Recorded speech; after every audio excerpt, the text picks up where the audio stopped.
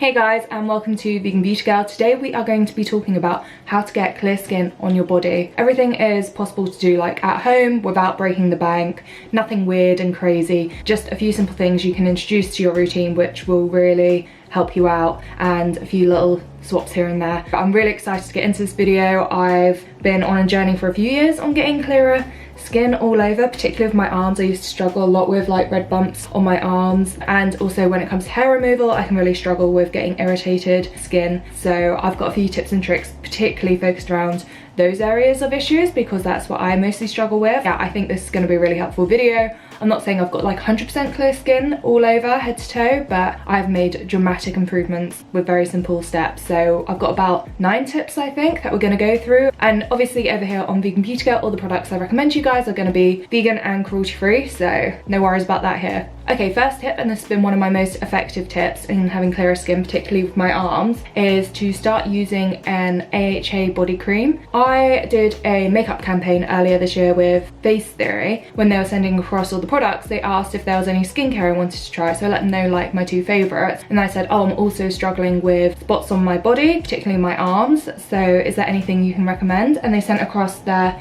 glycomide body cream, which has AHAs in it with the 9% glycolic acid, which is to smooth, firm and refine. And online they do say that this can help with keratosis pilaris.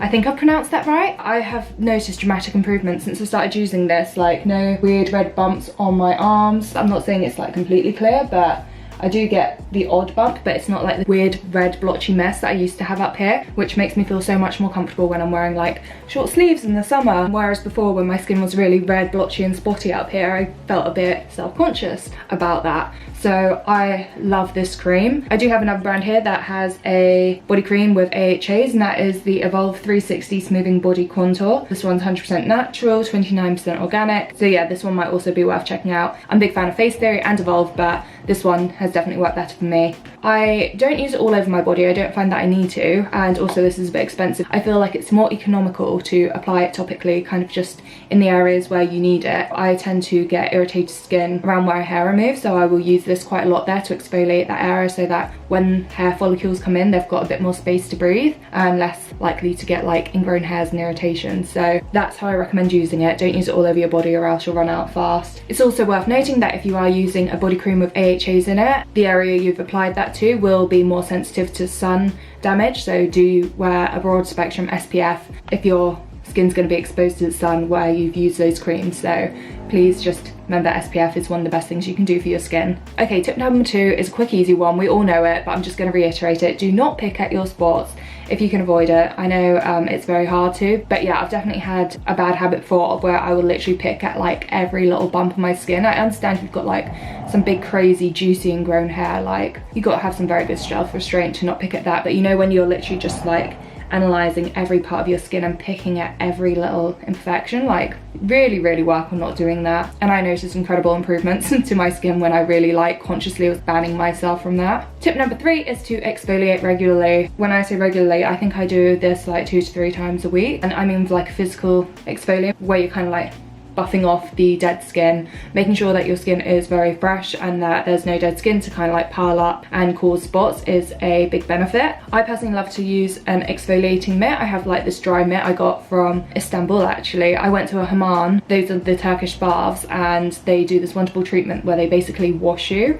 and then just like buff away dead skin just using a glove, and the amount of dead skin that came off me when they did that was incredible. They let me keep the glove, and when I come out of the bath and my skin's really soft and primed for being exfoliated, I'll get that mitt and I'll just like buff off the dead skin. I also recommend body scrubs. I love a good body scrub, particularly if I've just been on a run. Again, when your body is really like heated up, when your body is really warm, that is the best time to exfoliate. It's much more likely for you to buff away your skin rather than irritate your skin, so make sure that your body is warm. My favourite personally is a coffee scrub. I have the Cup of Coffee scrub from Lush. It's more like a face body mask, but you can leave it on as long or as little as you want, but it's a really nice texture to like buff away at your skin. I also love the scrubs from Upcircle, who are like a vegan and cruelty-free brand that are really good at using repurposed ingredients. So yeah, definitely an incredible brand for sustainability, so I recommend those methods of exfoliating. Just try and get that integrated into your weekly routine. Maybe start off with once a week, go up to twice a week, and then I feel like 3 times a week is probably what I do, but everyone's different. Work with your own body. Okay, for tip number 4, I really want you guys to consider going fragrance free with your moisturizer and with your shower gel. I don't always use a fragrance-free shower gel. I try to if I'm like shaving my legs. Fragrance can be irritating to your skin, and even if you're not irritated to it on a normal day-to-day basis, there's a good chance it will irritate you when you're doing something else kind of irritating, like shaving your legs. So if I'm shaving my legs, I try and use a fragrance-free formula. So here I've got the Pharmology body wash, fragrance-free, with natural and ethically sourced soothing colloidal oatmeal. It's great for dry, sensitive skin and people who may be prone to eczema, so this is great. If you have really sensitive skin, you might want to just switch this all together. Faith in Nature also do a great formula. I recently finished that and I love that. Definitely think that's worth looking into. And then also with body creams, I just noticed such a difference when I used a fragrance-free formula, particularly when I've shaved my legs. So again, just talking about how shaving can be irritating, but if I shave my legs and then I were to use a fragranced moisturizer, like for example the really fruity Body Shop moisturizers, I would get those strawberry legs where like literally every follicle has gone like bright red and your legs look ridiculously irritated. That would always happen because I was using a fragrance moisturizer. Now I ensure that I use this one. It is an oat rich aloe vera fragrance-free body lotion for patchy dry skin, and it's from Born Beautiful Naturals. I love this formula. Yeah, I don't have much left in here. I think I've got like this much left, so I'm gonna need to repurchase a new one. But it's also a really nice quick drying formula, and like I said, I don't have much left. So if I get a little bit like that and I put it on my skin, it just sinks in so nice and smoothly, so quickly. And I use that on my legs after I've shaved when I'm about to head out the door, and I don't have to worry about them feeling all slippery and slimy for a while. I don't have to worry about the fragrance making my skin sting or giving me those weird red dots all over my legs. I love this. This is the best. I used to really love Lush body lotions because they smelled so gorgeous, but I just steer clear of them now. It just doesn't work for me. 5, we're gonna talk about shaving. My tip is to make sure that you're changing your razor blades regularly, but I am going to talk a bit more about hair removal in general too. I definitely noticed that if I wasn't changing my shaving heads regularly enough, I would get irritated legs, irritated underarms just from using a razor blade that's not quite sharp enough, that maybe is a bit blunt, maybe has too much like dead skin and bacteria growing in it. I'm not 100% sure what the science is behind this, but there have been times when I'm in the shower and I'm like, oh, I really want to shave, but I feel like that probably needs change, and then I just go ahead and do it anyway, and then I get a little rash and I'm like, of course. And if anyone's curious what razors I use, I know a lot of people love Estrid for their cruelty-free and vegan razors, but I have not tried them. I've also seen quite a few bad reviews on them. I personally like the Superdrug ones. They've got a couple of razors which you can just swap out the heads. It's not like the best thing environmentally, but I can go on with the safety razor. I find that using a more conventional razor really helps me prevent any like weird ingrown hairs or irritation or anything like that. So if you get a razor which at least just has a disposable head rather than a fully disposable razor that you have to swap out fully each time, that's a good in-between, I think, for the environment. But I know some people are just hugely irritated by shaving, and if you find that it just irritates you to no end, perhaps look into getting an electric trimmer, which can be a little less irritating. Also, I think if you get a lot of irritation from hair removal and you're interested in hair removal, it may be worth looking into laser hair removal treatments, because those can be really good at reducing hair growth and then reducing irritation in that area. Unfortunately, because laser hair removal is a medical treatment, it will not be like cruelty-free as such, but as cruelty-free isn't an option with medical stuff, I think it's hard to really classify it as cruelty-free or not cruelty-free because there's not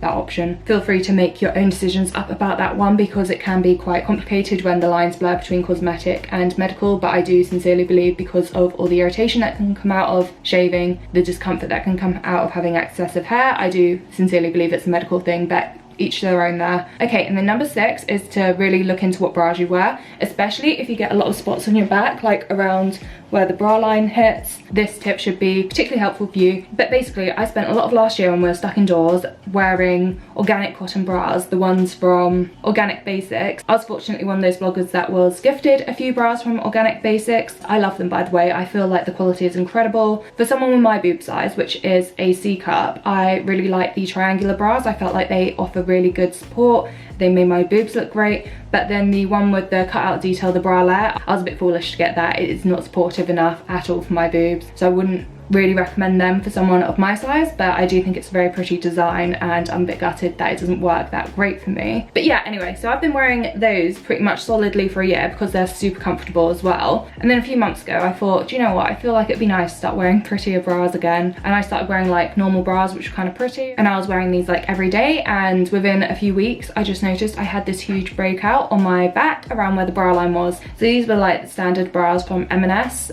They fit fine and everything, just like the material was just making me break out around my back. Also where bra straps will go, so around my shoulders too. That was definitely a lesson for me. I learned that the organic cotton bras are definitely the best for having like breathable material, which really prevents you getting spots around the bra area. So yeah, if you are someone that struggles with getting spots around the bra area, I really recommend checking out Organic Basics, looking at their bras and wearing those kind of like on an everyday basis. Sure, you can still wear the odd like pretty conventional bra when you've got like a date night or whatever, but for everyday purpose I think organic cotton is the best if you're trying to avoid breakouts. I also don't find that I had to wash them like too often either, so that could be another issue why you're getting breakouts in those areas. Maybe you're not washing your bras often enough, but I didn't find that with Organic Basics I had to like wash mine out after every day or anything. I still just threw it in once a week. Tip number 7, this one is to avoid wearing tight fitting clothing, particularly skinny jeans. Okay, so we've had bad weather a lot in the UK over the last month, and I've started wearing skinny jeans again, and I hadn't done that in quite a while, and I started noticing so many spots on my legs. It was not good for my skin. I definitely have noticed this issue before with tights as well, so if I wear like a lot of tights, that can cause a lot of irritation on my legs, a lot of ingrown hair and bumps and stuff. Definitely really recommend you guys avoid tights, avoid skinny jeans. Just try looser jeans, looser trousers, going tightless, whatever. Just try that out for a few weeks and hopefully you'll see a big change. And number 8, I want to recommend using like the odd body mask in difficult problem areas. I've struggled with spots on my underarms in the past, and we'll get onto that in the next step. I always found that using a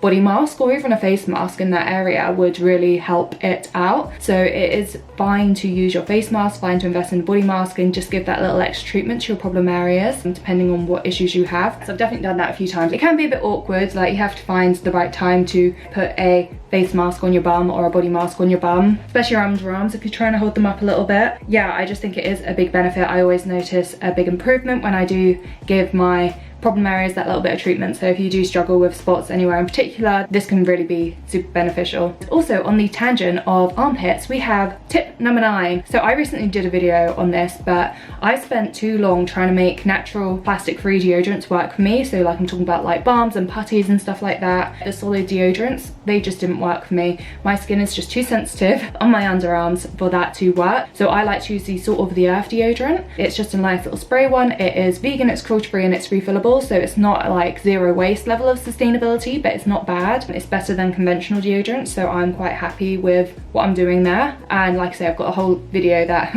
really delves into it all. So when I ran out of that recently, before I got my refill, I started using a plastic-free deodorant, and I started getting all these issues I used to have when I used to use plastic-free deodorants just suddenly resurface practically overnight. It was just ridiculous. So if you have a lot of problem around your underarms, maybe look into what you're using. Like I said, I love the Salt of the Earth deodorant, but I now avoid deodorant bars and also balms. I find firstly they tend to clog up my pores, and then also the fact that you have to like rub them in if they're semi-solid and you have to heat them up on your body and like rub them in, that kind of like dragging motion can also be kind of irritating. So there were just a couple of things there that really weren't working for me, and I'm really happy I've like drawn a line and just said I'm not trying those out anymore. It does not work for me. Some people have tougher armpits than me, and it's wonderful that they can go plastic free with their underarms, but it's not for me. I can't, sadly. But it's good that I know that now. It's good that I've accepted it. So yes, those are my tips. I think it is also worth mentioning, and I want to leave this at the end, I don't want this to be a tip, but obviously it is important to drink a lot of water. Spots on our face and our body can be caused by not drinking enough water,